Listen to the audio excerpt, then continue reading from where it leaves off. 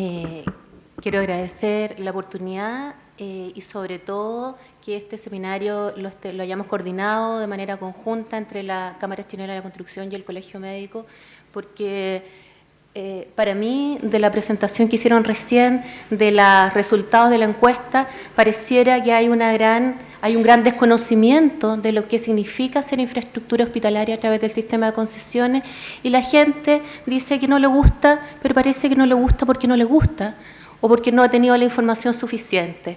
Yo espero con esta presentación poder aclarar a lo mejor un poquito a cada uno de ustedes en qué consiste el sistema de concesiones, específicamente en lo que tiene que ver con provisión de infraestructura hospitalaria. Ay. ¿Cómo hago aquí? ¿Le hago de acá con el lente? Ah, ¿pero por qué hizo eso? Ya. Perdón. Ah, ya, perfecto. ¿Qué sabemos de las concesiones hospitalarias? La mayoría de la gente lo que sabe, creo yo, es lo siguiente, lo que aparece en el diario. Entonces, en el diario dicen, hay que terminar con el modelo de concesiones, construir hospitales a través del sistema de concesiones es mucho más caro para el Estado, operar hospitales a través del sistema de concesiones es mucho más caro, construir y operar hospitales a través del sistema de concesiones significa privatizar la salud, y un montón de elementos que nos llevan a estar aterrados con la posibilidad de seguir proveyendo de infraestructura a través de este sistema, que es un sistema de asociación público-privada orientado a cosas bien específicas, que no tienen mucho que ver con la privatización de la salud, a mi modo de ver. Voy a contar un poquito los principios básicos de lo que significa la concesión de infraestructura hospitalaria. Voy a tirarlas todas. Yo creo que lo primero, y ahí me va a disculpar la gente de CADEM, cuando hace una distinción entre lo que es un hospital concesionado y un hospital público. Yo creo que lo primero es decir que un hospital construido y operado a través del sistema de concesiones es un hospital público. La infraestructura es una infraestructura pública que siempre es propiedad del Estado.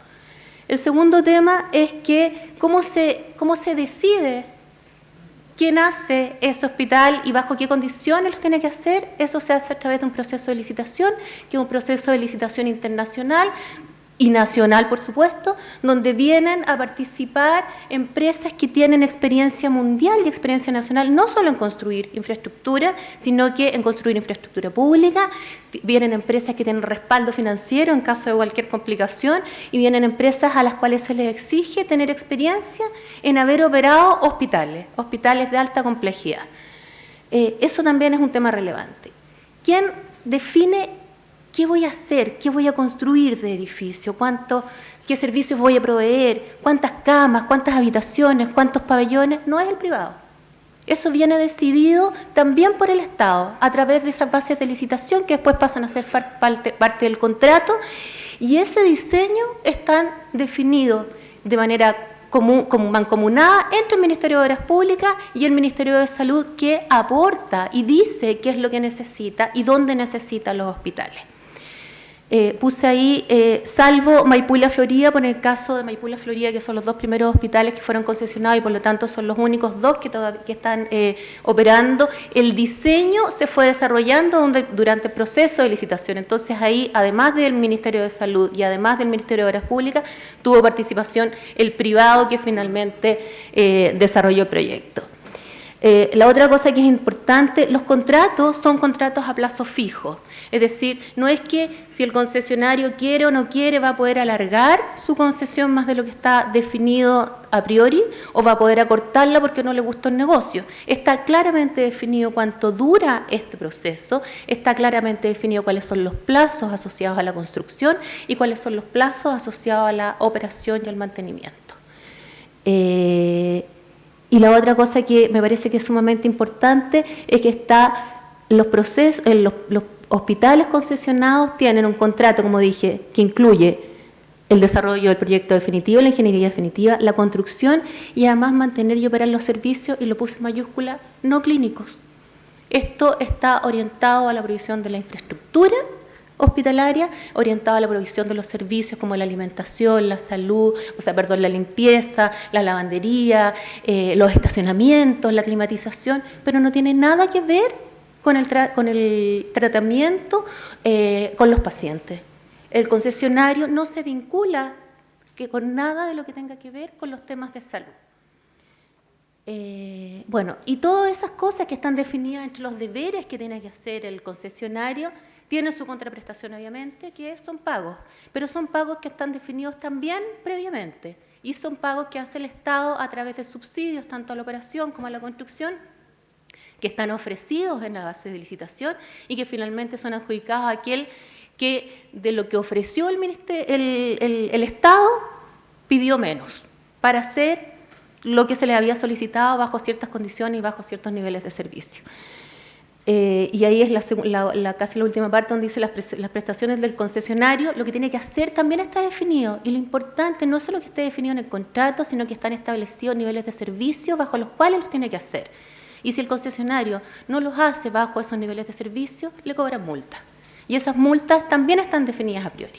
¿Qué significan estos últimos dos elementos? Cuando se dice, es que los hospitales concesionados, o las concesiones significan que el privado, el que lo hace, se llena de plata. Bueno, los ingresos o las posibilidades de beneficios del privado están acotados porque ya están definidos cuáles son los subsidios. Y por otro lado, está claramente definido qué es lo que tiene que hacer, cómo lo tiene que hacer y cómo va a ser multado o castigado el concesionario si no lo hace como corresponde.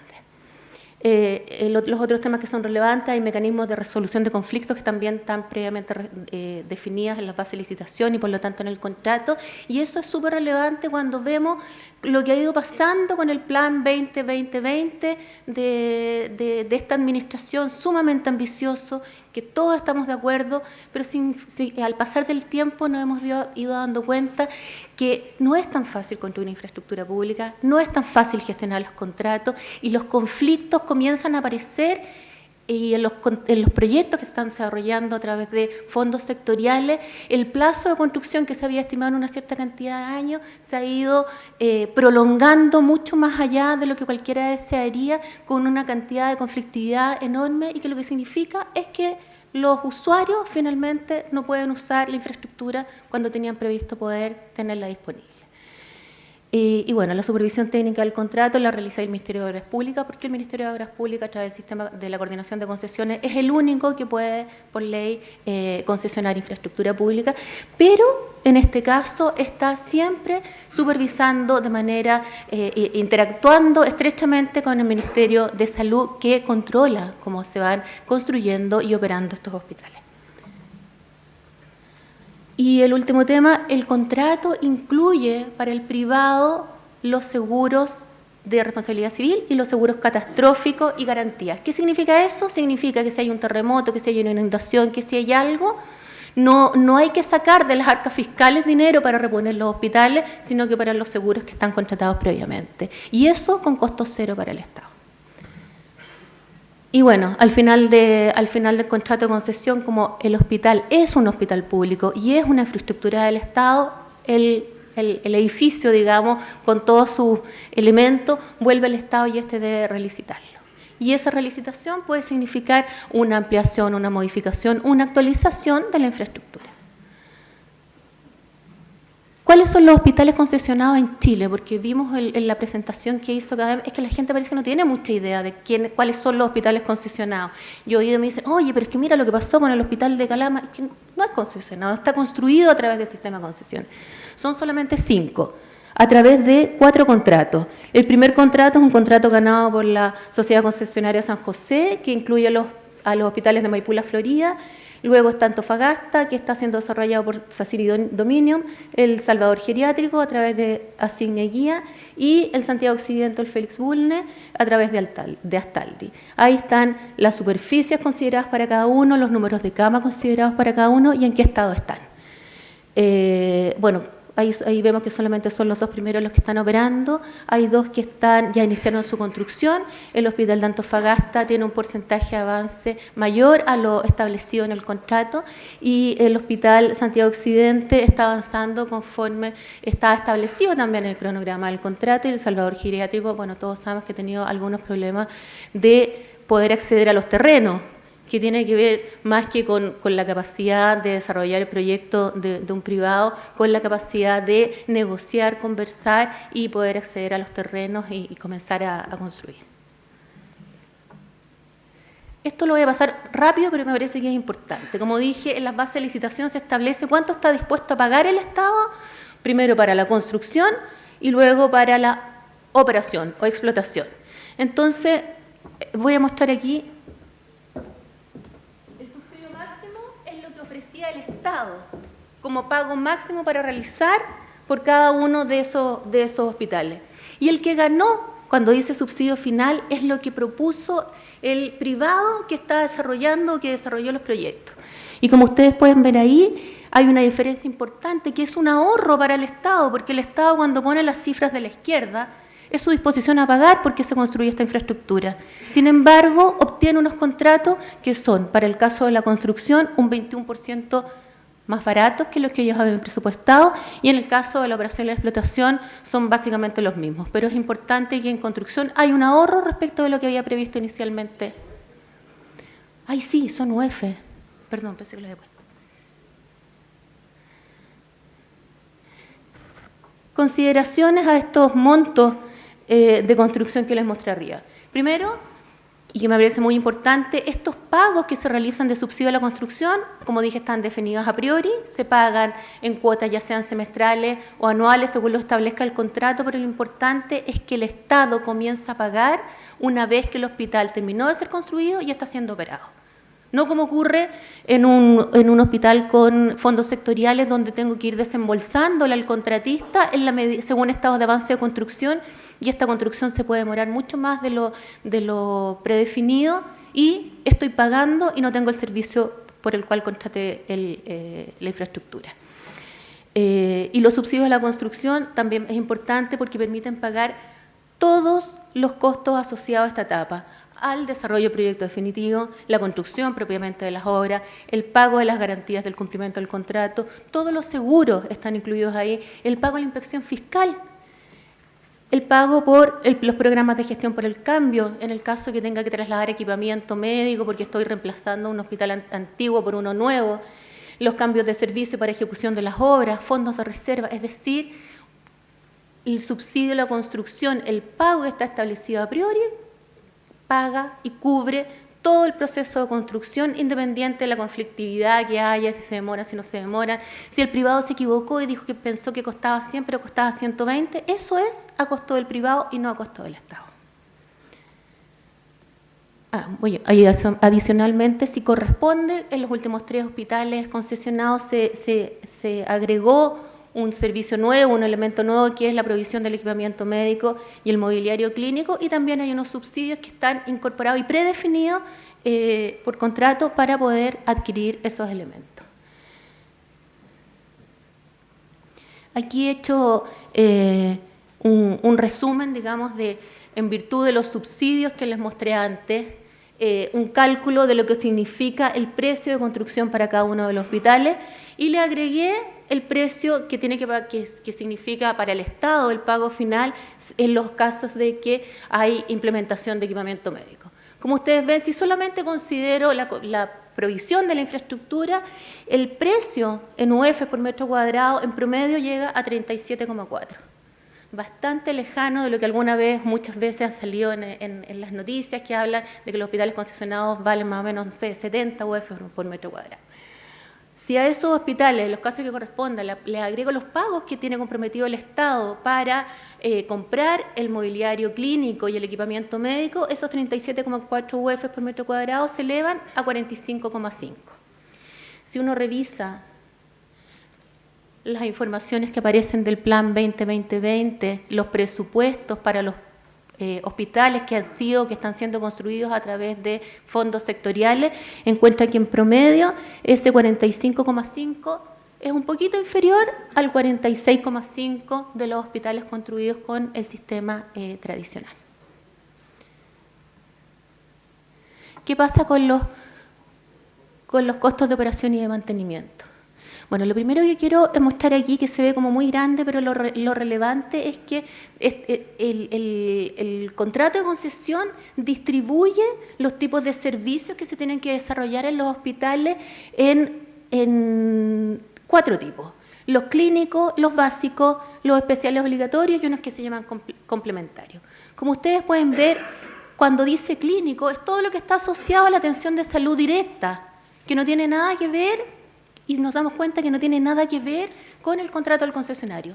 El privado no tiene que hacer ni la gestión clínica, no tiene que hacer esterilización, no tiene que dispensar medicamentos, no tiene que, ni siquiera contrata a los camilleros y los traslados, ni las ambulancias, ni nada de eso. Entonces, eso es una cosa que es re importante. Todo lo que tiene que ver con atención del enfermo, de los familiares de los enfermos, de hospitalización, no está a cargo del concesionario. Y en los otros casos, bueno, tenemos los mantenimientos, los servicios de aseo, la lavandería, los residuos hospitalarios, todo lo que tiene que ver con operación, provisión de infraestructura, mantenimiento de la infraestructura, si se ocupan de la iluminación, si se ocupan de que el mobiliario esté adecuado, que las camas estén bien, que las sábanas estén limpias. Para eso es que están contratados.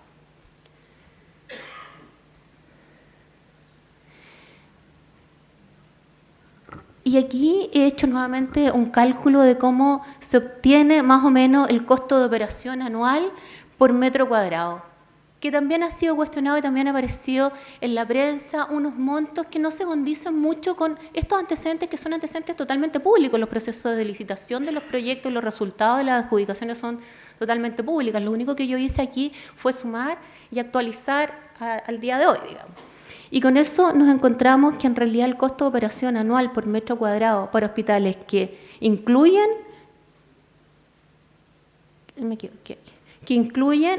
están al revés. El de arriba es el que no incluye equipamiento médico, obviamente, y el de abajo es el que sí incluye equipamiento médico. Si yo no incluyo equipamiento médico, son 3,18 UF, y si además me tengo que hacer cargo de ese equipamiento médico, de proveerlo, de mantenerlo, de actualizarlo, entonces ese monto crece a 4,13 UF el metro cuadrado. Y aquí quise hacer un comparativo, porque cuando la gente dice un hospital concesionado es privatizar la salud, hice un comparativo entre todos los servicios que tiene que proveer el concesionario y cómo esos servicios hoy día son provistos en hospitales tradicionales. Y como ustedes pueden ver ahí, nuevamente, todo lo que tiene que ver con gestión pública o todo lo que tiene que ver, con atención de salud propiamente tal, en ambos casos está a cargo de la gestión pública. No tiene que ver con el privado, no está asociado con ello. Y todo lo que tiene que ver con lo que realmente se le pide como servicio al concesionario, que aparece ahí como gestión privada, si ustedes se fijan comparando con los hospitales tradicionales, más del 90% de los servicios hoy día, de esos servicios hoy día, ya está privatizado a través de subcontratos, a través de externalizaciones de contratos que tiene que hacer el hospital tradicional. El problema, o creo yo, es que cuando tienes que ejercer o tienes que supervisar un montón de estos subcontratos, el director del hospital, en vez de poder abocarse a la primera parte, que son los servicios clínicos y la atención a los enfermos, ocupa gran parte de su tiempo viendo que hay que reemplazar la ampolleta, miles de cosas. E hice otro ejercicio. De los 5 hospitales concesionados, hay 3 que son reemplazos de hospitales que hoy día están operando. Ya les había mostrado antes cómo calculaba les había puesto cuánto salía el presupuesto anual de operación para los hospitales en concesión, que son los que están ahí en la fila del medio. Y que lo que hice, busqué en los presupuestos que también son públicos, que están aprobados para el año 2015, de los hospitales que hoy día están operando. Y comparé. Entonces, el presupuesto anual de operación actual es lo que uno puede observar en los presupuestos que salen públicos, en las páginas de los hospitales, y lo comparé con el presupuesto que conocemos que va a tener que pagar el Estado porque están definidos a priori. Y ustedes se dan cuenta que en el caso del Hospital de Antofagasta, un nuevo hospital va a significar un ahorro de un 71% de lo que pagan hoy día por operar un hospital antiguo. en el caso del Salvador Geriátrico en realidad es más del doble, y en el caso del Santiago Occidente es de un 43%. Entonces, cuando aparece así que en realidad es más caro operar en un hospital concesionado, aquí tenemos cifras que demuestran que no es así.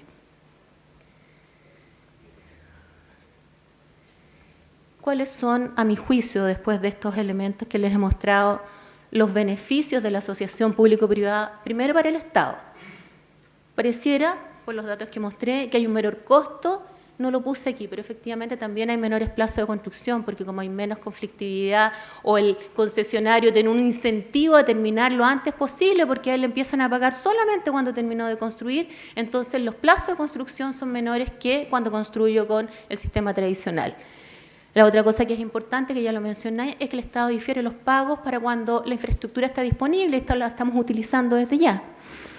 Y los pagos además no se hacen de una sola cuota, sino que no solo empiezan aproximadamente 4 años después de que se inició el contrato, una vez que está construido el hospital, sino que además no se paga todo el tiro, se paga en diferido en una cierta cantidad de años que pueden llegar hasta 10.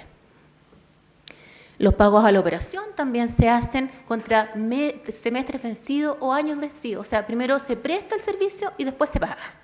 Y si no se presta muy bien el servicio, no se paga todo. Tengo castigos, tengo multas. Y si lo hago muy bien, también tengo premios. Pero que están establecidos en las bases, no es algo a lo que yo voy a concursar después. La otra cosa que es importante es que garantiza sin costo para el Estado la reposición de la infraestructura, el equipamiento y el mobiliario en caso de catástrofe, ya lo mencioné. Y contempla multas y mecanismos de resolución de conflictos que facilitan la administración del contrato. ¿Cuáles son los beneficios, a mi juicio, para el usuario? Primero, que acorta los plazos de la puesta en servicio del hospital.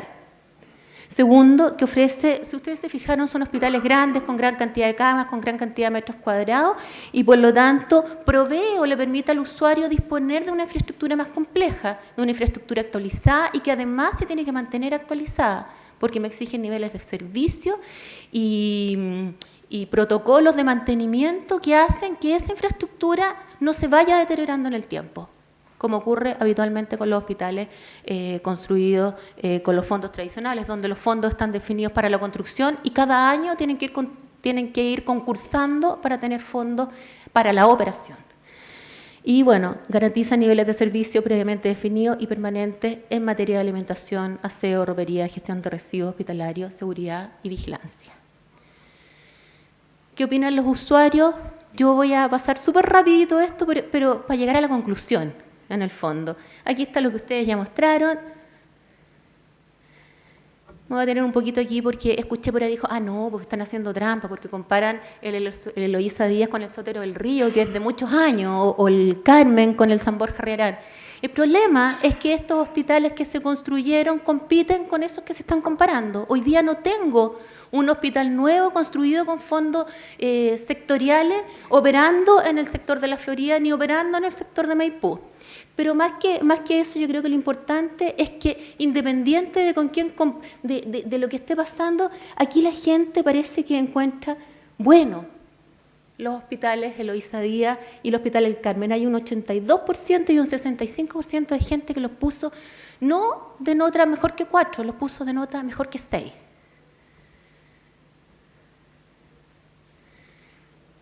Y lo mismo aquí, cuando están comparando la evaluación de los desempeños y vemos aquí cómo está la infraestructura y las habitaciones, siempre hay muchas más cositas en verde. ¿Se dan cuenta? A la gente le gusta, independiente con qué lo compare, encuentra que en un 82%, un 70% y un 58% estos hospitales son buenos hospitales y tienen notas sobre 6. Y eso que no saben si su hospital está a cargo de un concesionario o un hospital público. Nos dimos cuenta, nos contaron de que no tienen idea. ¿Qué pasa con la satisfacción y la lealtad? Más o menos lo mismo. La gente está dispuesta a volver, está dispuesta a recomendar el hospital y encontró que en general era un hospital súper bueno. Sin embargo, la aprobación a un hospital concesionario es mala. ¿Por qué? Si le gustó el hospital, fue bien atendido, más encima si estuvo hospitalizado y se quedó ahí, le gustó todavía más. No solo fue de visita por el día. ¿Por qué? Bueno, yo creo que hay un problema de conocimiento de lo que es un hospital concesionado. Y es por eso que estoy aquí. Y es por eso que nos acercamos en su momento al Colegio Médico para que pudiéramos juntos un poco dar a conocer estos elementos que son elementos bastante concretos y objetivos.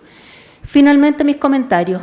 Proveer de infraestructura pública es un desafío complejo y si es sobre hospitales o hospitalaria, todavía más. El país tiene un importante déficit de infraestructura hospitalaria. Yo coincido con el doctor París en que yo no sé en realidad si es que lo que necesitan son hospitales de alta complejidad o se necesitan postas, servicios primarios o no, pero que hace falta infraestructura hospitalaria, hace falta infraestructura hospitalaria. ¿Se puede hacer eso el Estado solo, a través de fondos sectoriales, con una constructora estatal? Pareciera que no. Pareciera que la forma adecuada de hacerlo es mancomunadamente, en conjunto con los privados, pero distribuyendo bien los riesgos, haciendo buenos contratos. Si me equivoqué en un contrato lo puedo mejorar.